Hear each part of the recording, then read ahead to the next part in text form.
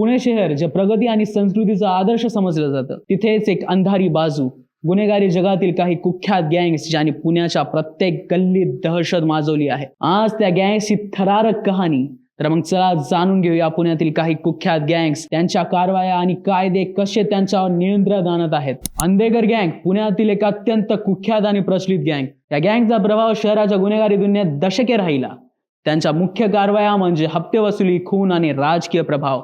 अंधेकर गँगच्या वर्चस्वामुळे पुण्यातील अनेक गुन्हेगारी घटनांमध्ये त्यांनी आपला सहभाग दर्शवला, विशेषतः कुटुंबीय वाद आणि गँग्स वॉर्सच्या रूपात. त्यानंतर येते मोहोळ गँग, जिचा प्रमुख होता शरद मोहोळ. पुण्यातील या गँगने अनेक हिंसक गुन्ह्यांमध्ये सहभाग घेतला आहे. त्यांच्या प्रमुख अपराधांमध्ये खून, हप्ते वसुली सामील होत्या.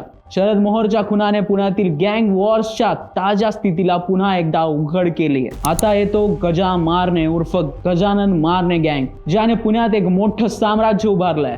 हप्ते वसुली, अपहरण आणि खून यामध्ये गजा मारण्याच्या टोळीने आपली जागा घेतली आहे.